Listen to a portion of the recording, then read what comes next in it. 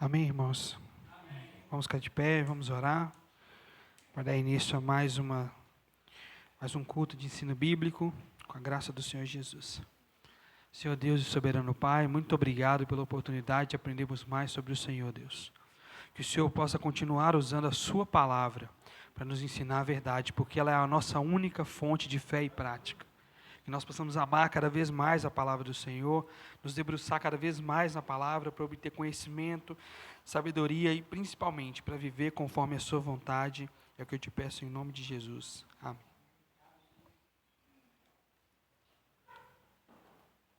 Dando continuidade ao nosso panorama bíblico, nós vamos falar hoje sobre a carta de Paulo a Filemão, tá? Eu queria que vocês abrissem a Bíblia de vocês em Filemão. Já iniciando dizendo que Filemão não tem capítulo, como um capítulo só, ele não tem capítulo, só versículos, tá? Abra o livro de Filemão e nós vamos ler a partir do versículo 1 até o final, tá? Diz assim: Paulo, prisioneiro de Cristo Jesus, e o irmão Timóteo, a você, Filemão, nosso amado cooperador, a irmã Áfia e a Áquipo, nosso companheiro de lutas, e a igreja que se reúne com você na sua casa. Graça e paz a vocês da parte de Deus, o nosso Pai, e do Senhor Jesus Cristo. Sempre dou graças ao meu Deus, lembrando-me de você nas minhas orações, porque ouço falar da sua fé no Senhor Jesus e no seu amor por todos os santos. Oro para que a comunhão que procede da sua fé seja eficaz no pleno conhecimento de todo o bem que compartilhamos em Cristo. O seu amor me tem dado grande alegria e consolação, porque você, irmão, tem reanimado o coração dos santos. Por isso, mesmo tendo em Cristo plena liberdade para ordenar que você cumpra o seu dever, prefiro fazer um apelo com base no amor. Eu, Paulo, já velho e agora também prisioneiro de Cristo Jesus, suplico em favor do meu filho Onésimo, que gerei enquanto estava preso. Antes, ele era inútil para você, mas agora é útil, tanto para você quanto para mim. Eu o envio de volta a você, como se fosse o meu próprio coração. Gostaria de mantê-lo comigo para que me servisse no seu lugar enquanto estou preso por causa do Evangelho. No entanto, não quis fazer nada sem sua permissão, para que o favor que você fizer não seja forçado, mas espontâneo. Talvez ele tenha sido separado de você por algum tempo, para que você o tivesse de volta para sempre. Não mais como escravo, mas, muito além de escravo, como irmão amado.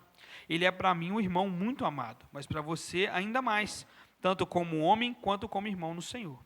Assim, se você me considera um companheiro, receba-o como se estivesse recebendo a mim. Se ele o prejudicou em algo ou deve alguma coisa a você, ponha na minha conta. Eu, Paulo, escrevo de próprio punho, eu pagarei, para não dizer que você me deve a própria vida. Sim, irmão, eu gostaria de receber de você algum benefício por estarmos no Senhor. Reanime o meu coração em Cristo. Confiante na sua obediência, escreva a você, sabendo que fará ainda mais do que peço. Além disso, prepara-me um aposento, pois espero ser restituído a vocês em resposta às suas orações. Epáfras, meu companheiro de prisão por causa de Cristo, envia saudações, assim como Marcos, Aristarco, Demas e Lucas, meus cooperadores. A graça do Senhor Jesus Cristo seja com o espírito de vocês. Amém. Como vocês puderam perceber, o autor da carta é o apóstolo Paulo. Ele fala isso no versículo 1. A data entre 60 e 62, eu já expliquei o motivo de ser importante isso. Ou seja, durante a primeira prisão de Paulo, ele realmente foi solto, foi entregue de volta a Filemão, tá? E o destinatário é Filemão, um cristão influente de Colossos, amigo pessoal de Paulo. É bacana porque essa é a primeira e única carta endereçada a uma pessoa só. As cartas geralmente são endereçadas às igrejas, e essa carta é endereçada a um homem chamado Filemão, tá? E quem foi Filemão? Segundo o versículo 2, ele foi um cristão rico e piedoso, dono de escravos e líder de uma igreja que se reunia na sua casa. Versículo 2. A irmã Áfia, a Áquipo, nosso companheiro de lutas, e a igreja que se reúne com você na sua casa. Ou seja, a carta é endereçada a Filemão, mas essa carta deveria ser lida na igreja, tá? Para todo mundo. Isso é importante, tá? Nós vamos chegar lá. Paulo trata Filemão como cooperador no evangelho, no versículo 1. E o elogia por seu amor e generosidade para com os santos, isso do versículo 5 ao 7. Filemão também era o mestre de Onésimo, com que Paulo vai falar mais para frente, um escravo fugitivo convertido por Paulo. Aqui eu vou dar primeiro o resumo do único capítulo de Filemão, e aí a gente conversa sobre, tá?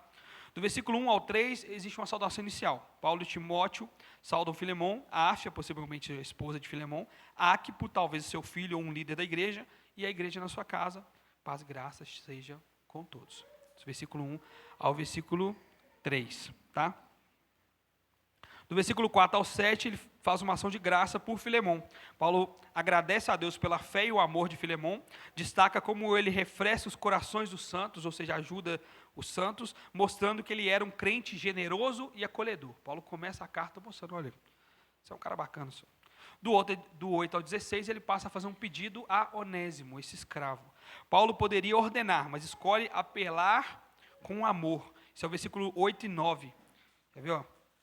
Diz assim: por isso, mesmo tendo em Cristo plena liberdade para ordenar que você cumpra o seu dever, prefiro fazer um apelo com base no amor. Eu, Paulo, já velho e agora também prisioneiro de Cristo, suplico em favor do meu filho Onésimo, que gerei enquanto estava preso. Tá?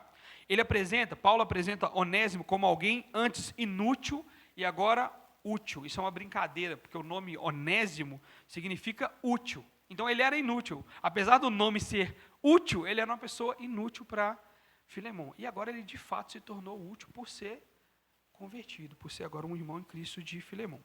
Ele agora é mais do que escravo, é um irmão. Isso está no versículo 16.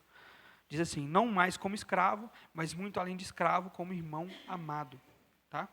Do versículo 17 ao 20, ele faz a chamada substituição de dívida. Paulo pede que Filemão receba Onésimo como receberia o próprio Paulo. Vamos lá, versículo 17. Assim, se você me considera um companheiro, receba-o como se estivesse recebendo a mim. Poderia parar aí, mas ele continua. E mais, 18. Se ele o prejudicou em algo ou deve alguma coisa, ponha na minha conta. Eu, Paulo, escrevo de próprio punho, eu pagarei, para não dizer que você me deve a vida. E essa ideia de Paulo escrever de próprio punho, ele está validando o que ele está escrevendo. No começo da carta, quando ele fala Paulo e Timóteo, muito provavelmente, a ideia é de que Timóteo estava escrevendo para Paulo. Mas Paulo demonstra assim, eu estou escrevendo. Você vê a importância que eu estou dando nisso aqui. Não que as outras coisas não sejam importantes, mas quando alguém escrevia tendo alguém com quem escrever, escrevia de próprio punho, ele estava mostrando que aquilo ali é mais do que importante, é importante e urgente. Tá bom? Do versículo 21 ao 25, a confiança e as saudações finais. Paulo confia na obediência de Filemão, pede que prepare hospedagem, demonstrando esperança de ser libertado, e faz saudações a Epáfras, Marcos, Aristarco, Demas e Lucas. Alguns versículos-chave de Filemão é o versículo 10 e o 11. Um dos versículos-chave, 10 e 11, que diz assim: suplico em favor do meu filho Onésimo, que gerei enquanto estava preso. Antes ele era inútil para você, mas agora é útil, tanto para você quanto para mim. Outro versículo é o versículo 16. Nós já lemos aqui: não mais como escravo, a ideia de não receber Onésimo mais como escravo, mas muito além de escravo, como irmão amado. Ele é para mim um irmão muito amado, mas para você ainda mais, tanto como homem quanto como irmão no Senhor. E o versículo 18, que assim, é a chave de toda a argumentação de Paulo. Se ele o prejudicou em algo ou deve alguma coisa a você, ponha na minha conta. E aqui eu vou dar uma pausa para que a gente converse sobre a escravidão nos tempos bíblicos, tá bom? Eu sei que eu já falei sobre isso em algumas séries, mas é impossível a gente falar de Filemão sem tratar o tema da escravidão naquela época, tá? Primeiro, a escravidão na época de Filemão era o seguinte: no tempo do apóstolo Paulo, a escravidão era uma instituição legal, legal não de legal assim, tá, gente? Legal de que o Estado aprovava aquilo. Estável e essencial à cultura econômica e social do Império Romano. A sociedade era profundamente hierárquica e dependia da mão de obra escrava. Vamos por partes, por favor. A primeira parte é: a escravidão fazia parte da cultura greco-romana. A cultura romana aprovava a escravidão. Que tipo de escravidão? Vamos continuar lendo, tá? Alguns números e os papéis dos escravos. Estima-se que 30 a 40% da população urbana do Império, especialmente em cidades como Roma e Éfeso, fosse composta de escravos. 30 a 40% das pessoas que moravam em Éfeso e Roma eram escravas. Vamos lá. Escravos estavam presentes em todos os setores da vida romana. Dentro das casas, nos comércios, nos campos, no exército, na administração pública e até nas funções de culto. Na igreja? Não. Na função de culto, nos templos e tudo mais. Tá bom? Algumas origens dos escravos. Existiam primeiro os nascidos escravos, ou seja, filhos de escravos, né? Existiam os prisioneiros de guerra, que eram escravizados. Existiam pessoas vendidas por dívidas, inclusive voluntariamente. Existiam pessoas que, não podendo pagar a dívida, se entregavam como escravo até que a dívida fosse quitada. Tá? Existiam crianças abandonadas ou expostas que eram criadas como escravos e pessoas sequestradas ilegalmente. Uma prática condenada por Paulo em 1 Timóteo. Tá? Eu queria que vocês abrissem 1 Timóteo 1:10.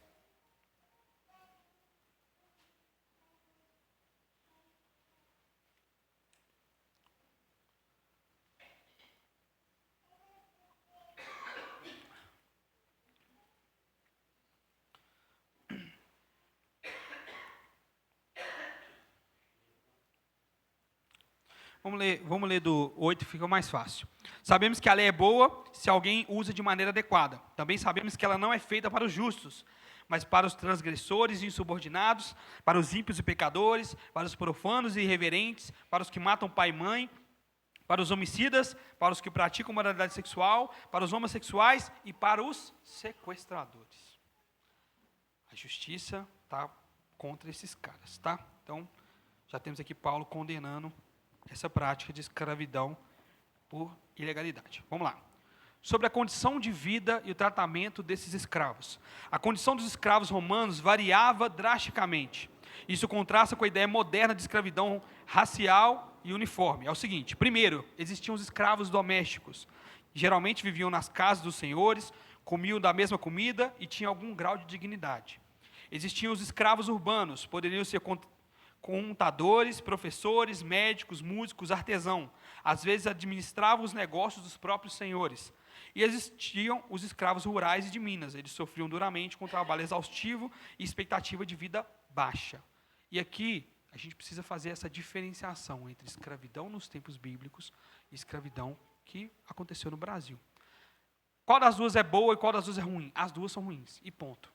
Paulo, hora nenhuma, acha boa a ideia de escravidão, tá? Escravidão é ruim e ponto. A ideia é que Deus quer que a criação dele seja livre. Toda a criação dele seja livre.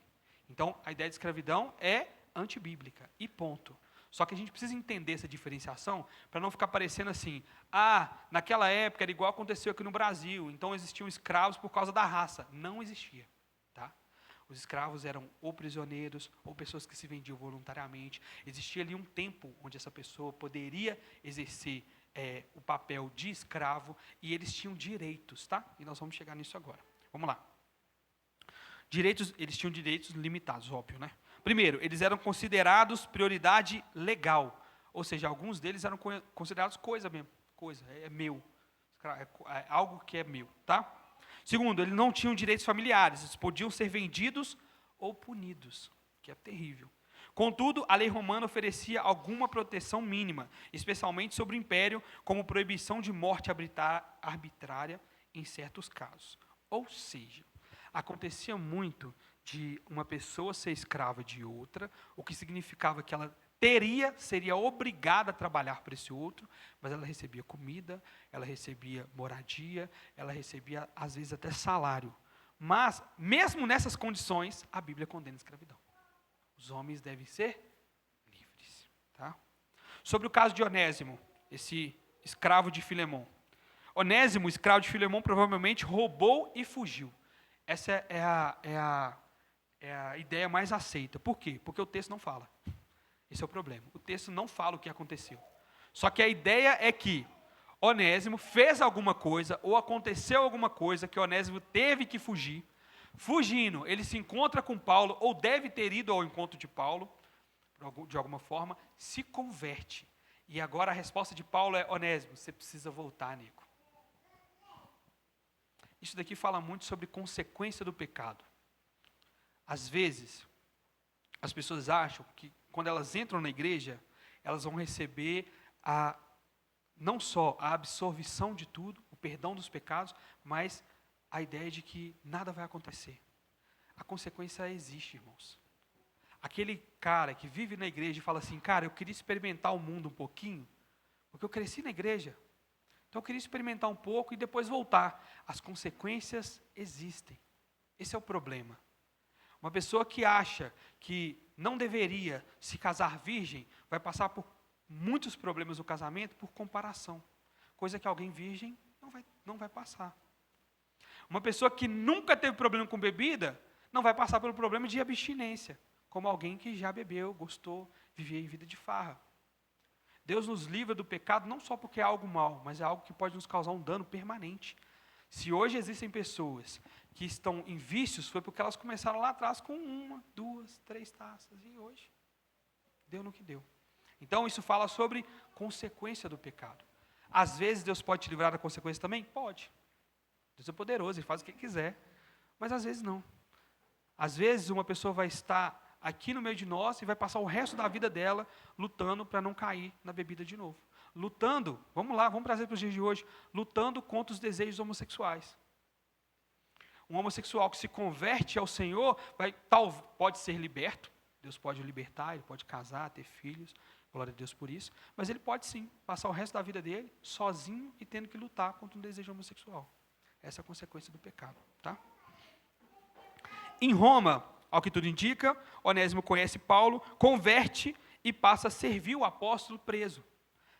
De novo, como a ideia de escravidão era diferente, a ideia de prisão também é diferente.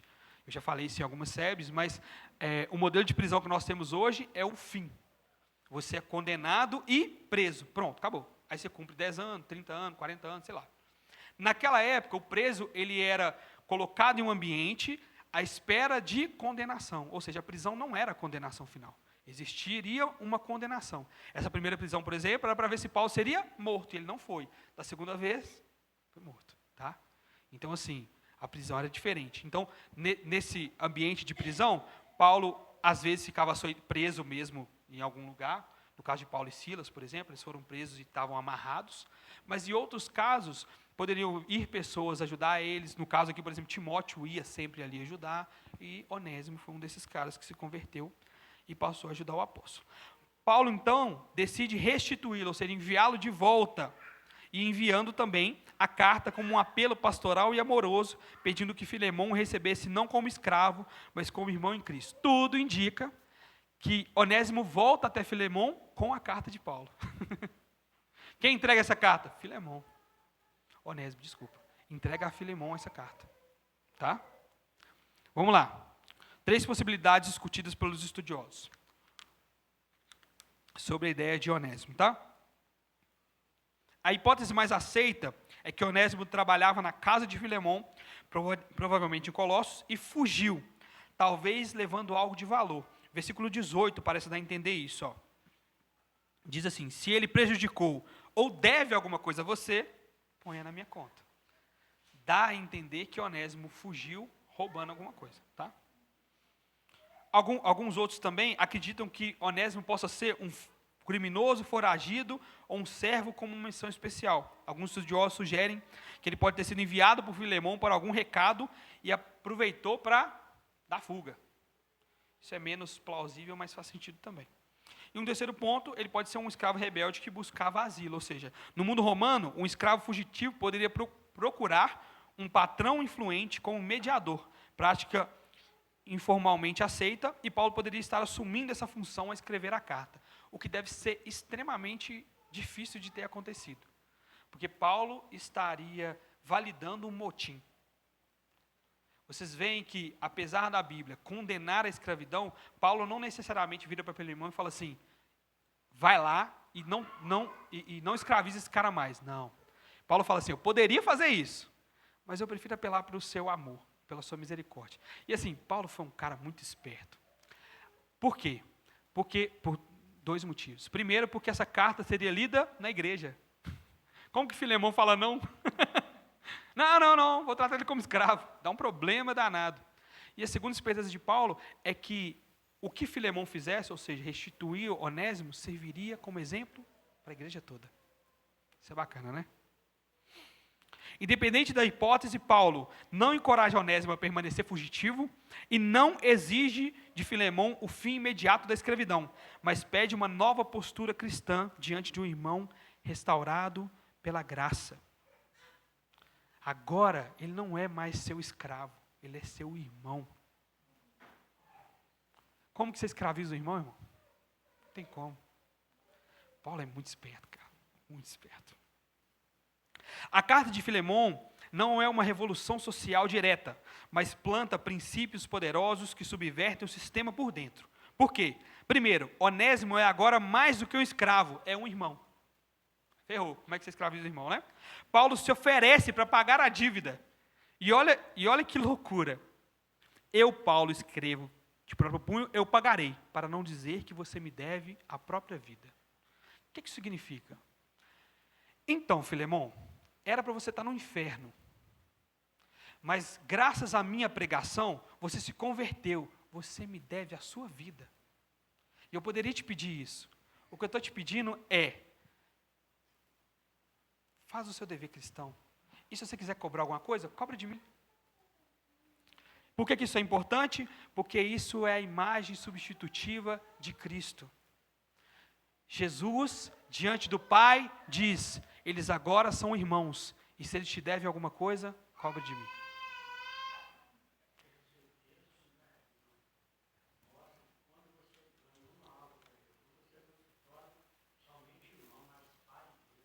Bacana. Muito bom. Terceiro lugar, filho na fé. Filemão é chamado a agir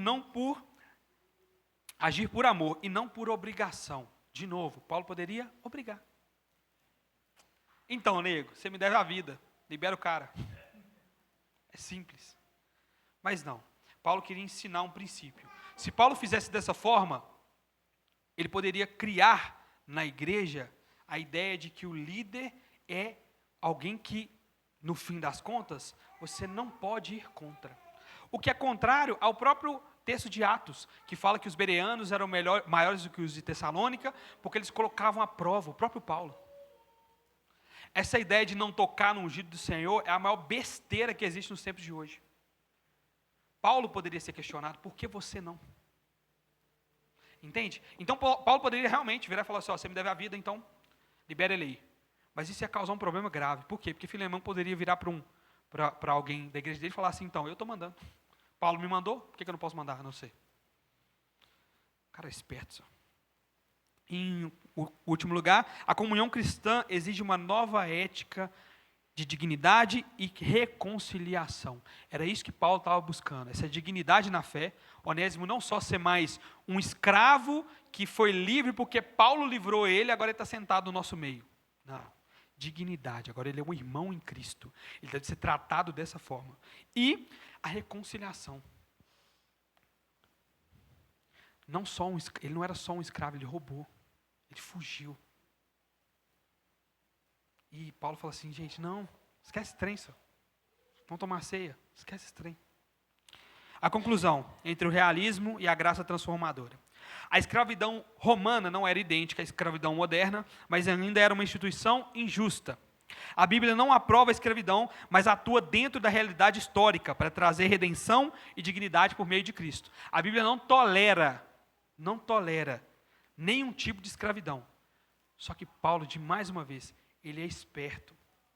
Ele não ataca um sistema como um ditador, como um autoritário. Ele ataca o sistema por dentro, no sentimento, naquilo que Cristo fez na cruz. É mais fácil. Existe a diferença entre você virar para o seu irmão e falar assim, faz isso, faz aquilo. E você virar e falar assim, olha, Cristo tem nos convidado à ceia do Senhor. Participe da ceia do Senhor. Isso aqui não pode ser uma obrigação. Vir aos cultos não pode ser uma obrigação. Orar, ler a Bíblia. Sabe quando alguém vira para você e fala assim, eu não gosto de ler não, mas eu leio mesmo assim. Está errado. Errado. Tá bom?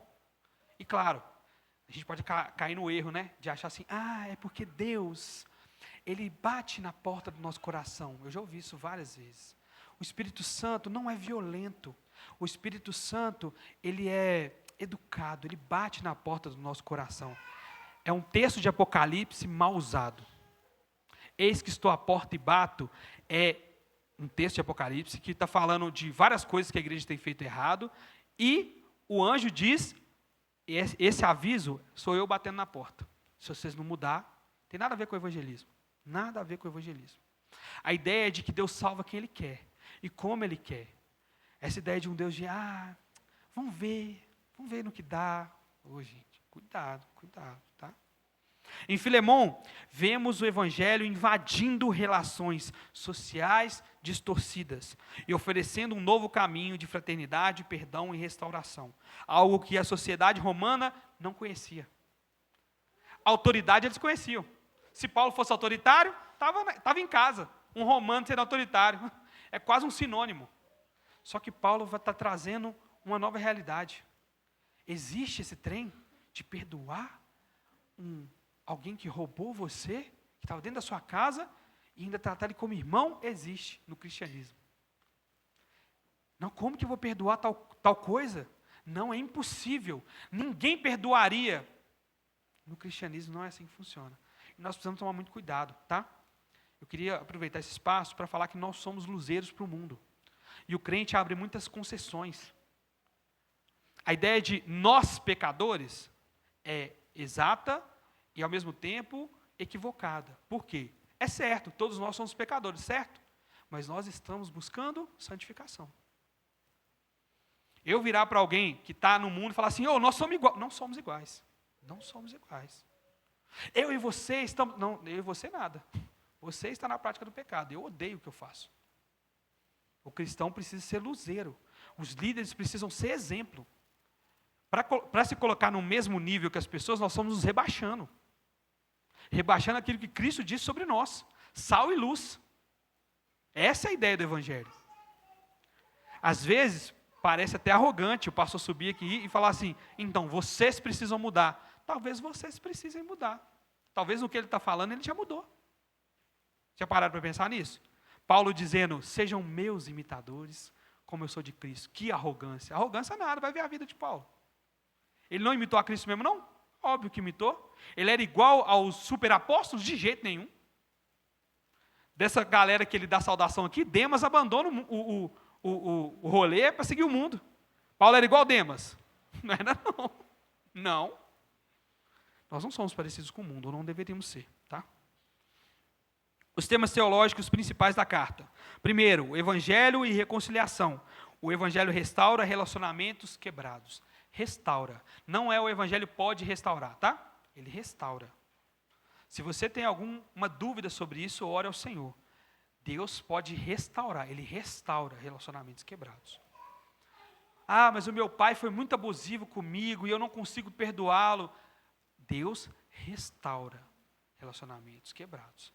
Mas eu tive um noivo, eu tive uma namorada que acabou comigo. Deus restaura.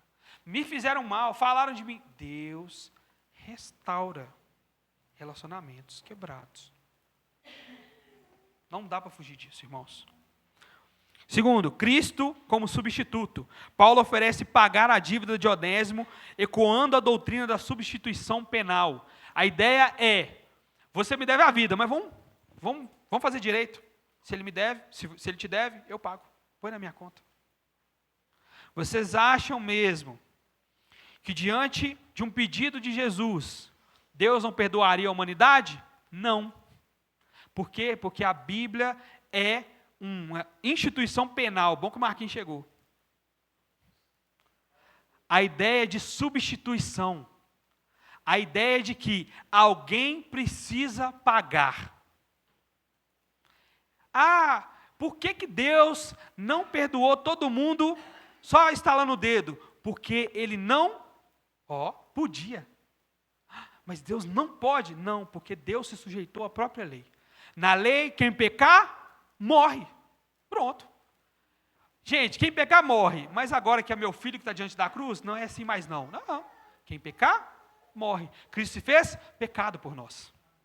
Ele pagou o preço. Se você está aqui nessa noite, é porque alguém derramou sangue. É isso que falta nós entendermos. O momento de ceia é esse desvendar dos olhos. É nós lembrarmos, opa, era para eu estar morto. Opa, era para eu estar no inferno. Se hoje eu morresse, não tinha casa celestial para mim, não. Tinha inferno para mim. Por que que hoje eu sou livre? Por que que hoje eu posso cantar ao Senhor? Por que que hoje eu estou nesse culto? Por que que hoje eu estou ceando? Porque alguém pagou. Não foi de graça. Nós falamos que não foi de graça, mas nós não agimos como se fosse assim. A nossa ideia é, Jesus morreu, oh, glória a Deus, aleluia. Alguém morreu. Morreu. Para que a gente pudesse estar aqui hoje. É algo solene. Gente, só Jesus sabe, sem farisaísmo nenhum. Só Jesus sabe o quanto me mata, me corta o coração. Quando nós estamos num momento de ceia e tem gente conversando. E tem gente mexendo no celular e rindo e brincando. É um momento solene. Nós estamos relembrando um sacrifício. Você consegue imaginar um velório onde uma criança inocente morreu para salvar uma cambada e a cambada no pagode? É absurdo. Imagina você chegar para uma mãe que acabou de perder um menino e a mãe diz assim, morreu lá, senhor, não, que bom, não, benção, não, vamos aproveitar, vamos para o churrasco. Ou essa mãe está doida, ou ela não entendeu, o menino já morreu. E nós, diante do sacrifício de Jesus, achamos graça. Perigoso, perigoso. Fala também, um dos temas principais da carta de Filemon, sobre a nova identidade em Cristo. Nem escravo, nem livre, todos são um em Cristo. Gálatas 3, 28, vamos lá? Gálatas, capítulo 3, versículo 28.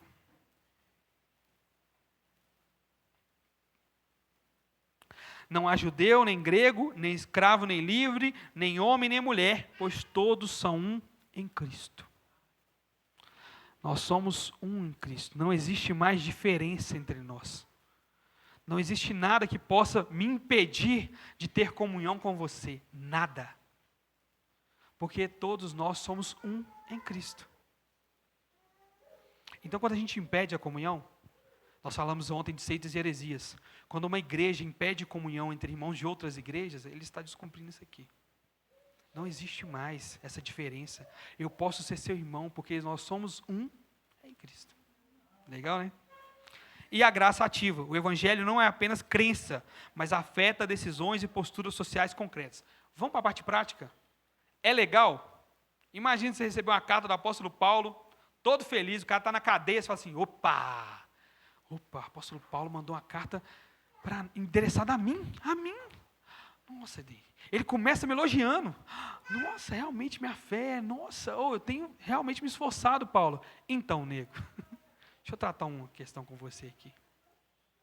Sabe aquele cara que te fez mal, que arrebentou com você? Aquela pessoa que você não consegue nem olhar na cara?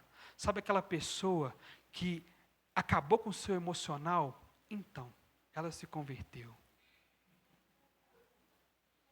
E agora ela é sua irmã em Cristo. Trata ela assim. É fácil olhar de fora. É fácil olhar de fora. Eu não estou falando assim, é fácil porque eu não estou passando por isso. Não, é fácil olhar de fora. É fácil a gente falar assim, nossa, Filemon se deu mal. Teve que restituir o cara na frente de todo mundo, lendo a carta, no meio da leitura, opa, tem que perdoar, hein? Mas esse é um chamado para nós. Mas eu não consigo perdoar, eu não consigo tirar do meu coração um momento que me fez mal, uma pessoa que me fez mal, Então, em Cristo, nós somos um. Nós somos um. Sobre a carta a Filemon, Lutero diz que Filemon é uma joia evangélica, porque revela com clareza o que é a fé cristã em ação. Falando sobre a carta no geral, ele diz, essa epístola mostra com muito encanto como deve agir um cristão. Paulo se apresenta como se tivesse se tornado Onésimo para interceder junto a Filemon. Assim Cristo fez por nós com Deus Pai. Ele se colocou em nosso lugar e pleiteou nossa causa. É uma linda e encantadora epístola, não contendo doutrina, mas mostrando o exemplo do amor cristão, a fé em prática. Nós temos hoje um sarrafo muito baixo para o cristão. O cristão pode falar palavrão, o cristão pode mentir, o cristão não é perfeito. Da onde que a gente tirou isso? Porque não ser perfeito deveria ser motivo de tristeza para nós, não desculpa. Ah, mas ninguém é perfeito, você não devia estar rindo falando disso. Infelizmente ninguém é perfeito. Infelizmente eu errei dessa vez. Infelizmente não deu. Hoje o pecado é tratado com um desdém. Todo mundo erra, né? Todo mundo quem, cara pálida? Não devia ser assim. Ah, mas você está falando isso e você? E eu nada, a palavra de Deus falando. A regra é ela, não sou eu. A regra é ela. Se eu pecar contra vocês, a regra continua sendo ela. Nada muda. Eu já falei isso algumas vezes aqui na igreja. Pode ser que você nunca tenha conhecido um cristão verdadeiro. Pode ser que nós não sejamos cristãos verdadeiros. Não significa que não existam cristãos verdadeiros. Significa só que eu nunca tive contato com um. Mas que não existe, eu não posso falar. A gente precisa lembrar dessas coisas. Se a Bíblia diz, é verdade. Mesmo que você não está vivendo. Mesmo que você não está vendo. Foi lido ontem um texto de Jesus dizendo, se a nossa justiça não exceder dos escribas e fariseus, nós não vamos herdar o reino dos céus. Isso é verdade ou é mentira? Ou é mais ou menos assim? Qual é a justiça dos fariseus? Vai lá em Mateus 5. Eles jejuavam, eles davam dízimo do endo e do cominho, eles eram zelosos. Jesus em Mateus 23, antes dos ai de vocês, escribas e fariseus, ele fala para o povo assim, façam tudo o que eles disserem. Mas não sigam eles. Mas façam tudo o que eles disserem. Tinha verdade ali. A gente precisa lembrar disso. Não é porque ninguém é santo que isso foi retirado. Ah, já que ninguém é santo, não sejam santos. Porque eu sou santo. Não mudou, o versículo não mudou. Mas todo mundo mente. Pois é. Como sua mãe já profetizou sobre sua vida na infância, você não é todo mundo. E não devia ser. O cristão precisa ser alguém honesto. O cristão precisa ser luzeiro. Se ninguém está sendo, que você seja. E isso vai te causar problemas. Mas para quem está em Cristo, é melhor Cristo. É o que Paulo diz, eu considero tudo esterco para ganhar Cristo. Essa é a fé. Esse é o evangelho em prática.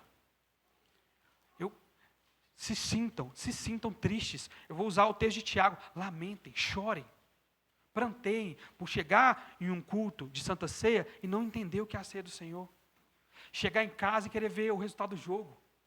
Terminar aqui e querer falar de bobeira. Pranteia, chora por isso. Fala, Senhor, eu não consigo prestar atenção. Da meia hora de culto eu já quero levantar para beber água. Chora por causa disso. Clama ao Senhor, pede perdão. Senhor, eu estou fugindo do seu culto. Eu faço tudo, menos sentar e aprender. Irmãos, hoje nós vivemos um tempo onde tudo é distúrbio, transtorno, certo? Tudo é transtorno. E minha mãe está aqui para não me deixar mentir, mas desde criança eu tenho um problema de atenção muito grande mesmo. Da minha mãe ser chamada na escola e falar assim, seu menino tem que sentar na frente, porque ele não presta atenção em nada. Não é que ele não é inteligente, não é que ele não sabe fazer, mas eu estou prestando atenção na matéria, daqui a pouco a borboleta passa e meu filho, a borboleta vira o meu mundo. Eu quero saber onde é que ela pousou, eu quero saber quantos meninos que ela tem, eu quero saber de que cor que ela é, eu quero saber que se misturar ela com outro bicho, o que dá. Minha cabeça começa a embolar. Quando eu me converti, eu percebi que isso ia me atrapalhar, e eu chorei muito pedindo a Deus, Senhor, isso vai me atrapalhar no emprego. Senhor, isso vai me atrapalhar no casamento. Senhor, isso vai me atrapalhar de aprender do Senhor, pelo amor de Deus. Tem misericórdia de mim. Eu não estou conseguindo prestar atenção, Jesus. Eu estou tendo que voltar à pregação toda hora. Meu Deus do céu, isso aqui está acabando comigo, Deus. Eu estou chegando do culto e eu não lembro o que foi falado no momento de oferta. Oh Deus, não dá para viver assim não. Eu tentei anotar e não consegui. Eu riscava Bíblia atrás de Bíblia. E até hoje eu tenho dificuldade muito grande com o versículo. Eu sei o versículo, mas onde é que está? Faço ideia. É muito difícil para eu gravar as coisas, mas isso não é uma coisa legal. Não é um negócio que eu conto rindo.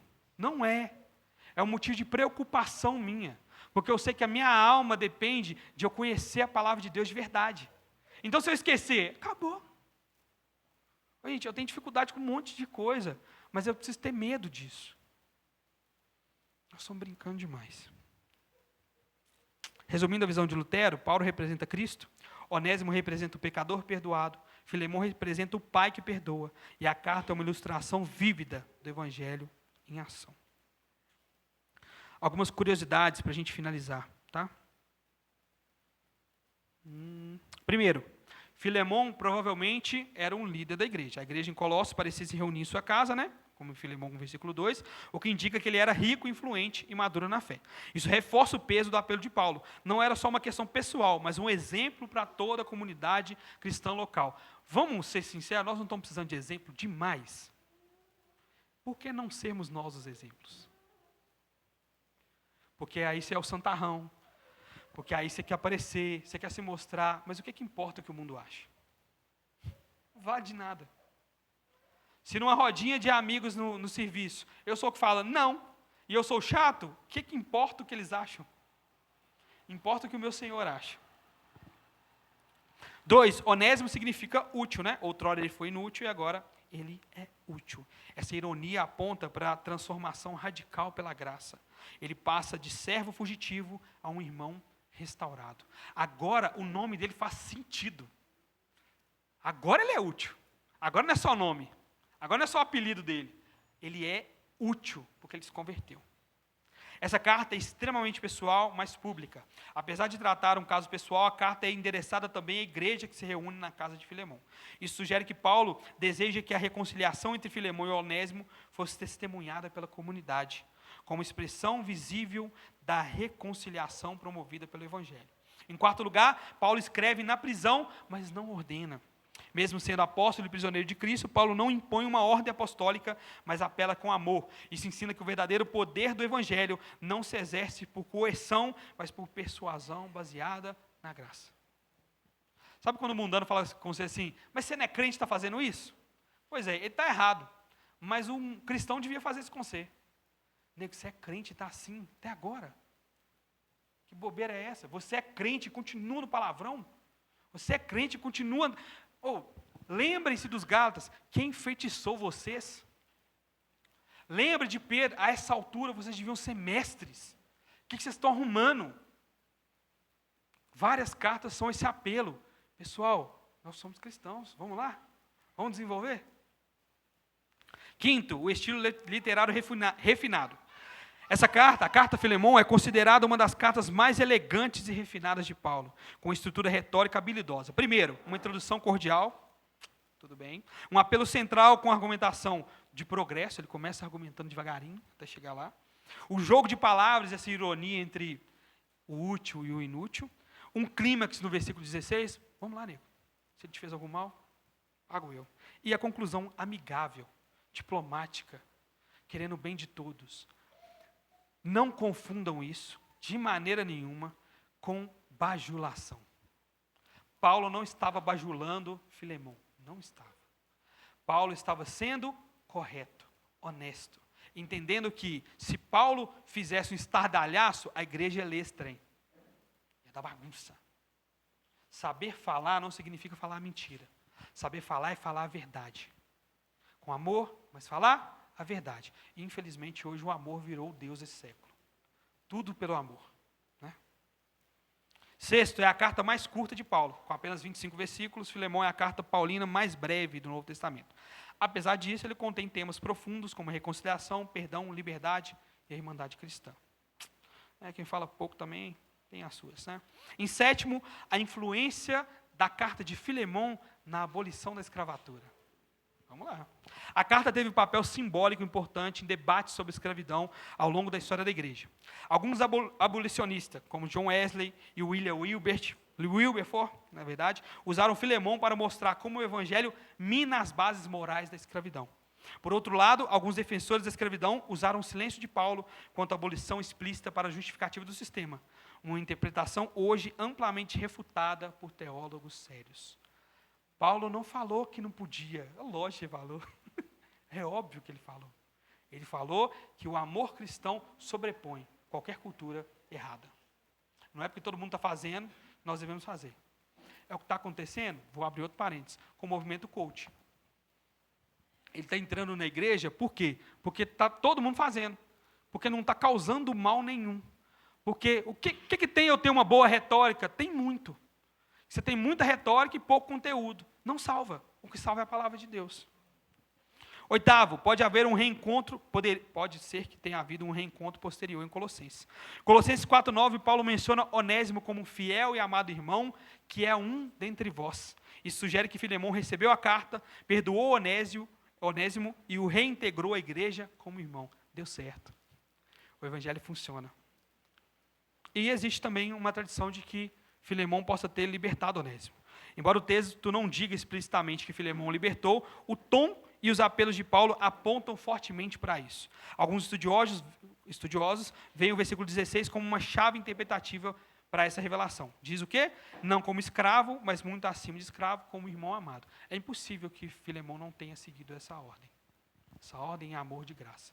Então, muito provavelmente, Onésimo foi restituído. Tá? Vou correr. Sobre tradição posterior sobre Onésimo. Algumas tradições da igreja antiga, como as de Inácio de Antioquia, indicam que Onésimo se tornou bispo em Éfeso. Ele não só foi reintegrado, mas com o tempo se mostrou apto a ser um pastor. Tá? Se verdadeiro, isso mostraria o alcance da restauração promovida por Filemão, sugerindo que o seu perdão teve impacto missionário e eclesiástico duradouro. Em último lugar, a ilustração prática de Colossenses 3,11. Eu queria que vocês abrissem. Colossenses, capítulo 3, versículo 11.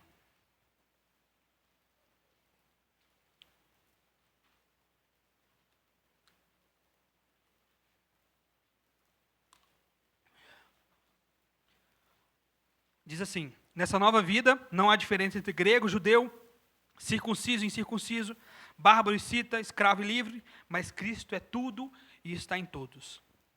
Onde Paulo diz que em Cristo não há escravo nem livre, mas Cristo é tudo em todos, essa carta mostra isso na prática. A carta é um modelo de mediação pastoral. Paulo demonstra como interceder por alguém com sabedoria, amor e autoridade espiritual. Mais uma vez, não é bajulação. Paulo se coloca no lugar de Onésimo como um bom argumento. É um bom argumento. Para finalizar, aplicações práticas são: 1. Perdoe como Cristo perdoou você. Eu podia parar aqui. Quem muito foi perdoado, muito ama. É o que Jesus diz. Se você não consegue perdoar, é porque você não entende que foi muito perdoado e talvez nem foi. Tá? 2, interceda por outros como Paulo intercedeu por Onésimo. Seja um pacificador. Bem-aventurado os pacificadores. Não um pacifista. Pacifista é alguém que, de forma nenhuma, vai atrás de conflito. Nem resolve conflito. Pacifista é o cara que vira para você e fala assim: ah, tá bom. E segue o rumo. Nós não somos pacifistas, tá? Nós somos pacíficos, ou seja, nós não promovemos guerras, e nós somos pacificadores. Nós ajudamos as pessoas a encontrar paz em meio à guerra. Mas existem guerras que devem ser travadas. Disso aqui, eu não abro mão, porque Cristo não abriu mão. E pronto. Tá? 3, viva o evangelho em seus relacionamentos. Esquece essa ideia de que na igreja, a gente vive como igreja, e lá fora a gente vive de qualquer jeito. O evangelho, ele tem que se estender para todos os seus relacionamentos, para todos os lugares que você for, para o seu trabalho, para a escola, para tudo. Ah, e o que Jesus faria? Não, o que Jesus fez? Quem Jesus é? O que eu estou fazendo tem demonstrado os atributos de Deus na minha vida? Tem que.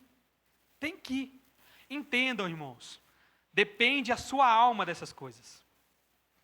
Já pensou? No final você ir abrir concessões e concessões e Jesus falar assim: não te conheço.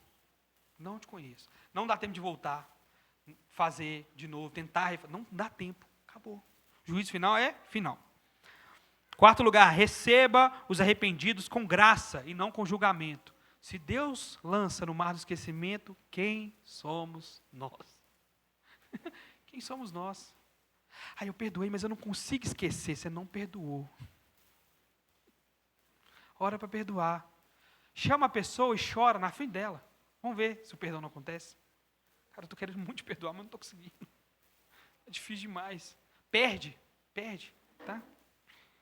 Em último lugar, seja um cristão que transforma estruturas injustas por amor de Cristo. Existia a estrutura injusta da escravidão. Paulo transforma isso com o Evangelho. A retórica dele é o Evangelho. Para finalizar, eu queria dar um exemplo disso. Perguntaram a John Piper uma vez como evangelizar muçulmanos, como evangelizar essas pessoas que têm a religião como Estado, né? Porque o cara viveu a vida inteira debaixo desse Estado e tudo mais. Então é mais difícil, né? A pessoa, do nada, ela só falar assim, tá bom, vou jogar tudo fora e vou servir a Jesus. Então, a pessoa pediu para ele um argumento. E o argumento de John Piper é implore. Implora. Chega diante de um hindu, chega diante de um judeu, ajoelha na frente dele e fala assim, pelo amor de Deus, creia em Cristo Jesus. Por quê? Creia em Cristo Jesus. Ele é o único que pode salvar. Implora. Nós vivemos um pedestal. Nós não fazemos nada, nos achamos dignos de tudo. Os outros que me perdoem, os outros que venham até mim. Eu entendo, eles não entendem. O cristão não pode agir assim, gente. Que a carta de Filemão nos ensine que o evangelho precisa ser praticado. Do contrário, não é evangelho. Amém? Vamos ficar de pé? Tem tanta coisa para falar de Filemão que eu ficava 3 dias aqui. Gosto muito.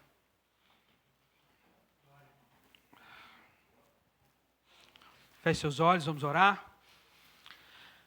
Pai, perdoa os nossos pecados, Deus. Eu sei que o Senhor mostrou para cada um que veio aqui, que ouviu pelo menos um pouquinho dessa mensagem, quem eles devem perdoar, a quem eles devem implorar perdão, a quem eles devem, de fato, entender que precisa ser reconciliado à vida cristã como irmão em Cristo, Deus. Coloque em nós um coração humilde, uma vontade de te buscar melhor, de servir ao Senhor melhor, de não sermos altivos, mas de entender que existe um padrão cristão a ser seguido. E se nós não seguirmos, nós corremos o risco de pararmos no inferno, Deus. Que a sua palavra seja verdade nessa noite e que nós possamos reconhecer o seu sacrifício aqui na cruz, através da ceia do Senhor que vai ser ministrada, Deus. Nos dê reverência à sua palavra, nos dê reverência ao culto, nos dê reverência aos momentos de busca ao Senhor, Deus. É o que eu te peço no nome do seu Filho amado, que morreu no nosso lugar. Amém e amém.